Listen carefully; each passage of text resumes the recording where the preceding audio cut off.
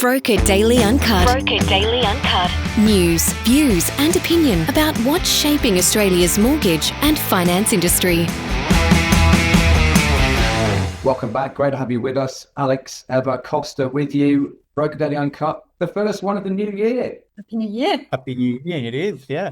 Good to be back. It is good to be back. It's always a funny start to the year, certainly in terms of podcasting, because you've got this black hole of a void where nothing's really happened, where all of the newsletters are sort of recycled information for the year that was, and maybe a few sort of a little bit of crystal ball gazing about the year ahead. But look, I think it's good, guys, for me to lean on you to get a bit of an insight into what we think we're lining up for the year ahead. And I read the same as you, sort of whether it's, REA information, or readersay.com.au informational domain, or Totality. You've got all sorts of narrative and data about what's happened in the property markets, and then some forecasting on what's going to happen. But it looks to me like 2026 will be a fairly busy year. What's your observations, Eva? Yeah, everything I feel, I must say, and also read and can see around from colleagues and other brokers is that the year is not going to be a slow one.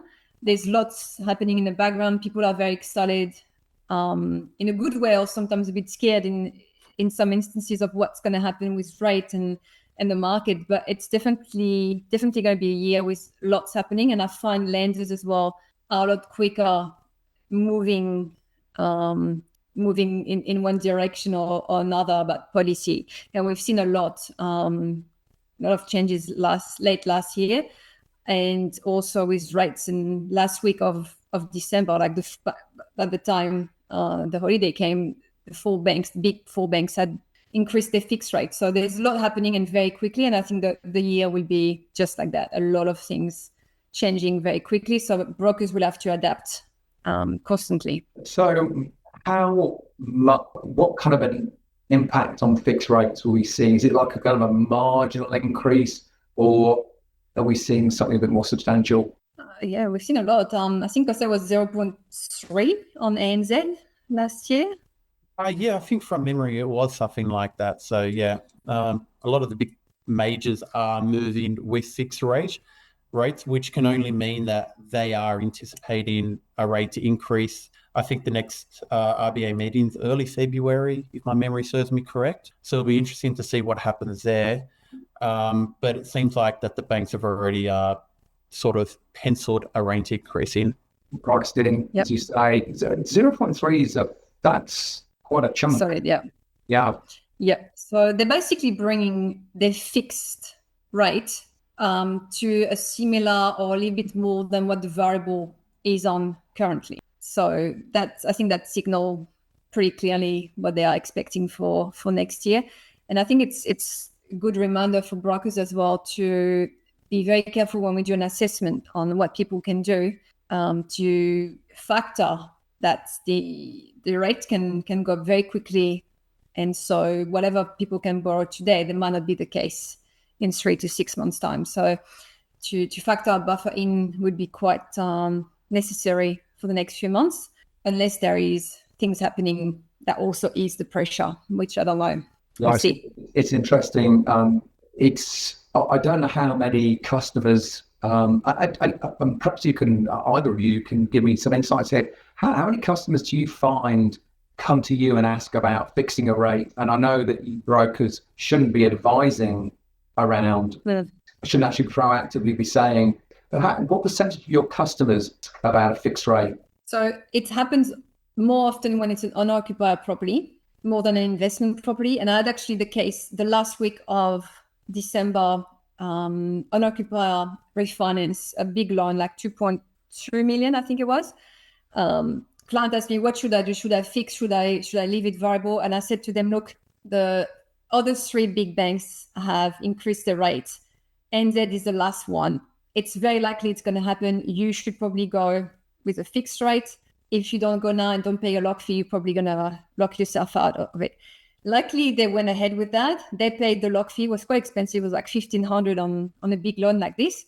but now the fixed rate is much lower than what they would pay on variable. So, but I think now that trend has gone. It's too late to fix. Yeah. And it's more of an occupier market to fix rate. I would think. Interesting. The other thing we see, I think, with Costa, I think you've had a few last year, is investor on a high LVR, like 90% LVR. Often the fixed rate at this level isn't loaded as the variable is, so you can actually pick up some good rates if you're an investor on a high LVR. Yeah, well, I have noticed last year there was quite a bit of people going into that LMI territory, purely just trying to get into the market, because they can see it as, all right, I may have to pay LMI of, let's call it $5,000-$6,000, but purchasing the property now, and in 1 year's time, I've already made that money back plus, triple. Whereas if you're going to sit and wait for you to save that money to get under the 80% LVR, you're going to be paying more just in the purchase price. So I feel like the mentality of how people are thinking to invest these days is changing, because they can see the market moving so quickly from 1 year to the next that paying LMI isn't such a bad option if you can't provide the whole 20% deposit plus stamps. So I do probably see that increasing a little bit more this year as well, because we have, even with the potential of rate increases, I do still see the market increasing. I don't see that slowing down, because in the end, we don't have enough houses for people to live in. That's just the reality, and that's just fact. So less houses means that the prices are just going to go further and further up. So I see that trend continuing in 26 as well. I think you're absolutely right. Look, we'll take a quick break there. When we come back, let's pick the conversation back up. Don't go anywhere. Welcome back. Great to have you with us. Eva, Costa, Alex with you. Broker Daily Uncut. We are musing over, I guess, where the market's going to go this year, but still with a bit of a focus on rates and affordability. Costa, before we had the break, I thought you make some good observations. Just anecdotally, while I was on my break, I caught up with, or I met somebody who, actually an accountant, who was looking to purchase a property, but again, and fairly well paid as well, certainly not, sort of on the breadline, but as a Sydney-based professional, looking at what her affordability is and considering what she could manage to get together at an 80% purchase, she actually started considering looking at going outside of Sydney, taking advantage of cheaper markets, getting into the markets, and then getting leverage on growth on her initial down payment as an investor, and then recycling that back into, potentially a Sydney property.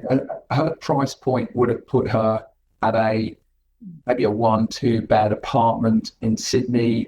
She's based in Bondi. She's not wed to buying there, but I have a feeling, I don't know that market very well, but I have a feeling the 2-bedders there, you're looking at around $1 million, decent 2-bedders in that area.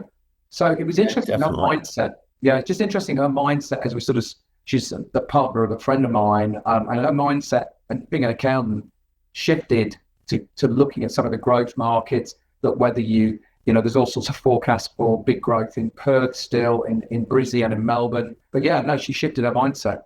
Yeah, well, some data came out, I think it was either Domain or realestate.com during the break, and they're predicting that 2026, the increases are still going to continue. And when you think about it, we had, 11 rate increases in a row. Growth was still happening at 11 rate increases. So that just proves that the house prices aren't going to go anywhere anytime soon, because the supply just isn't there and the demand is just skyrocketing. And one increase isn't really going to flatten the market. Listen, you may get a few people that will sit on the sidelines and wait, but it's still not enough to keep prices flat or even go back. So as much as, you will have to, your borrowing capacity will decrease as interest rates rise, you'd still want to get into the market as soon as you can, because the market will do the heavy lifting for you, and you'll thank yourself in a year or two's time when you see the equity that you've built up in that property. You're absolutely right. And the fundamental driver of this market is supply and demand. And you hit the nail on the head before we had the break. There is just an undersupply. I just hear anecdotal, sort of stuff from a lot of people I know when, as renters, when they're looking to go and get rental property, there's queues of people, like even poor quality rental accommodation is, or lower grade rental accommodation still has pressure on it because of the shortage of supply. So, but bring this back to, I guess, to your expectations. I'll throw this over to you, Eva. What are you going to be seeing as the drivers Finni moving into 2026? And by that, what I mean is, look, are you expecting to see how much you sort of basing your business around new business coming in, first to market investors, people looking to refinance, to leverage, owner occupiers? I know it's not your fundamental area of business, but you do deal with owner occupiers. What's your sort of expectations? We do, and that was last year as well, end of last year, a lot of refinancing due to the fact, obviously, that we've had a lot of rate rises and people don't really know what rates they should be on, and often they are left behind. Lenders have been very competitive as well, so every now and then you would find a bank that would be much lower than what you were on if you haven't been refinancing in the last 18 months to 2 years plus. So refinancing is definitely, I guess, the number one, type of transaction we would do. We would also see a lot of investors that we have in our book coming back to buy more. So often that includes releasing equity from an existing property to invest in the next one. So we see a lot of that. And what I see coming in 2026 as well is due to the APRA restriction with DTI, obviously that will restrict people somehow at some stage to keep investing, but this doesn't apply to construction loan or newly erected dwellings. So that's like a niche and something that's when people find out, okay, well, I'm stuck here, I can't buy any more properties, no prime lender will lend to me. But if I do buy an investment property that is a home and land package or something brand new, turnkey, then I can invest again. That's probably going to create a lot of demand in that sector just for that high-end investor that's maxed out somewhere else and has reached a DTI threshold. So I expect a lot more construction loan than I had in the past. Interesting. Just going back again in simple fundamental terms, looking at some of and I'm afraid I haven't got them in front of me, but I remember reading from one of the providers or other, something in the region of 10 to 15% growth again in Perth, sort of certainly high single-digit growth in Brisbane and Melbourne. Look, whether it's in 2026 or whether it's going to be further down the track, there's pent-up growth happened there. If you look at other areas where you're looking for an ROI, those kind of levels of return are significant. But when you consider that if you're an investor, that you're looking at leverage on that. So let's say you're putting 20% in for a property that's going to go up 10%. That as an ROI on your down payment is very, very, very significant. Now, I know there's other costs associated with property investment and purchase, stamp duty, overheads, so on and so forth. But the leverage is huge. Yeah, you kind of in a real base, and this is one of the things I love about property. You get fairly good. They don't change daily when you've got database businesses that understand the economics of real estate and supply and demand, giving forecasts of those levels. They're not going to change radically, and they're based on very solid metrics. So it becomes really very attractive. You understand why there are more investors coming in the market because, you've got a pretty stable, assuming you buy good quality stock, pretty stable prediction support you can potentially make moving forward. I'm just wondering what the competition is going to be between investors as first-time buyer with the scheme that the government has put on. Are they going to buy in the same markets? Are they going to drive the demand in very specific pockets? And we're going to see those markets actually going a lot quicker and a lot higher than others. So I'm very interested to see where that goes and how they're going to compete with each other. Costa, you had to. I was just going to go off to back to what Alex was saying before in regards to investing in property, and you sort of, and like you're saying in regards to Perth, you purchase at $1 million, it's looking at 12% increase. You're looking at $120,000 in equity, which is, I wouldn't say guaranteed, but it's a much safer bet. And where I'm going with this is I had a client at the end of last year who was looking to move their strategy from their SMSF, self-managed super fund, from shares into property because the shares just kept on going up dramatically. And back to Alex, it was going up and down on the daily. And then on the weekly, it was fluctuating way too much for what they were enjoying or liking. So that's why he decided to we're now in the process of doing it, but moving towards property in his SMSF because it's a much more safer bet and you can see the gains. Obviously, you've got to invest well because not all investments are good. But if you've got, good people around you, good buyers agents, good brokers, and, sound knowledge of the market, you can make safe bets that are going to give you those 10% returns, especially somewhere like Perth. Interesting. Yeah, that's what you've done, Alex, isn't it? Yeah.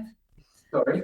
It's exactly what you've done. Yeah, you've changed from shares to property. I have. We'll take a quick break. We'll take a quick break and I'll pick it up when we come back because yes, that's exactly what I've done. Welcome back, Eva, Alex, and Costa with you. We're just picking up back on the SMSF front and Costa, but exactly as you said, I think the shifts in share prices for most investors, and I'm talking about hunters, not strategic investment advisors.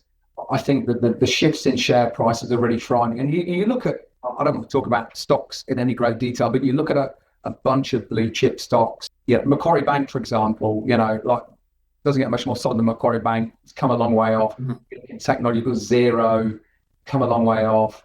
You look at a whole range of different shares that have had potential and fundamentals, but suddenly the market turns against them. And guess what? All it takes is one day of bad sentiment or negative results, and people flee pretty quickly. And that's let alone, sort of the macroeconomic impact on the share market. That for people like me make it pretty frightening.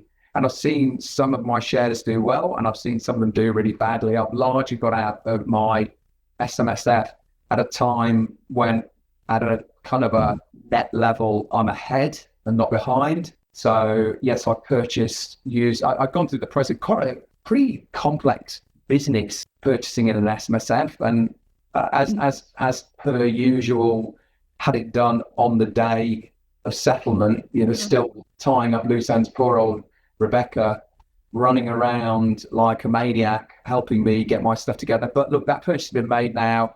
I purchased a 3-bedroom apartment in St Kilda. And look, for me as a buyer, as an investor, for me at the age of late 50s, I'm looking at what the rental yield will be on that, at a time when I'm going to be retired. And then yes, capital growth on that will be good, but it doesn't really make too much difference. It's really about securing a predictable yield on that investment. Then looking at during my working years now to drive down the loan on that property. So you end up with, look, of course, your gross rental isn't what you see in your bank account, but the net yield, I factor in, I go, okay, that makes my living, sort of weekly expenses easier to go by. So I think, look, I'm surprised, I would be surprised we don't see more SMSF investors of all ages looking towards property, given, as we said, the potential returns for the year ahead. And that's with no certainty around rates. Yeah, we've seen a lot more SMSF lending in the past year, and a lot of people actually going, I'm talking couple, going separately and have an SMSF each. And I think that's due to the fact the threshold to get into SMSF lending have gone out of the door in the last few years. So you don't need 200,000 like you needed to. You don't need 30% deposit like you needed to. You don't need all those liquidity threshold and barrier to entry that we had in the past. So I see people like with $150,000 starting their SMSF as early as in the late 20s sometimes, and they do it. Their husband or wife do it, and they just go really hard with SMSF, which is something I had not seen in the last 5-10 years. It was very much a couple type of investment in their late 40s, like the last thing to do once they really got experience with investing. I have to say, even though the main challenge for me was not so much the lending side of things, it was setting up the right structure, purchasing the right structure. But I used one with Granite, which I haven't used before because I'm not needed to borrow in that particular area, and they were good. I'm grateful to my broker for the work that she did in that regard. But yeah, look, I'm excited, and I would look. This isn't a forum to talk to investors and people with their own sort of SMSF. Maybe we can pick this up on Bill's podcast, for SPI. But now that the pain of going through that purchase and settlement is done, it's a set and forget for me. Look, will I buy more property in my SMSF? Part of me sort of views my remaining shares in that portfolio as being something which I will focus on trying to grow, to pay down the principal, as I move towards, I don't know what it is, 65, whenever it is, you can access your SMSF. I don't know, it'll probably be 85 by the time I get there. But look, it was a learning curve for me. Poor old Rebecca had to drag me through it, kicking and screaming. But it was a very busy time. Yeah, I'm saying it was a very busy time in December, and Granite's been very busy. We've had a lot of clients having delays with SMSF settling in December. It was a bit hectic. Yeah, there was just a lot of blowouts in general as well with all the other lenders. Their SLAs were just adding an extra 2 to 3 business days on top. It was busy into the year. So look, guys, we will round off shortly. What's the week ahead looking like? Do you have much in your calendar? Is there much coming through, or is it still pretty quiet? Well, there's been a lot actually. Rob, who was not supposed to be working today, is actually in the office because he had 6 appointments booked in for the day. And we've had a lot of inquiries, I think, from people, it's New Year. They just want to start the year in the right direction, check their finance, a bit like what do you want for the year? And we always have in Jan people just wanting to start the year well, and finance is definitely a big box to tick when you want to do well. So yeah, I think it's going to be a busy month. Excellent. Which is good. Guys, it has been great catching up. Thank you very much for your time. For everyone else tuning in, we've missed you over the break. I hope you've missed us too. We're looking forward to catching up with you on a regular basis moving forward. Thanks so much for tuning in. Have a fantastic week. We will see you next time. The information featured in this podcast is general in nature and does not take into consideration your financial situation or individual needs and should not be relied upon. Before making any investment, insurance, tax, property or financial planning decision, you should consult a licensed professional who can advise whether your decision is appropriate for you. Guests appearing on this podcast may have a commercial relationship with the companies mentioned.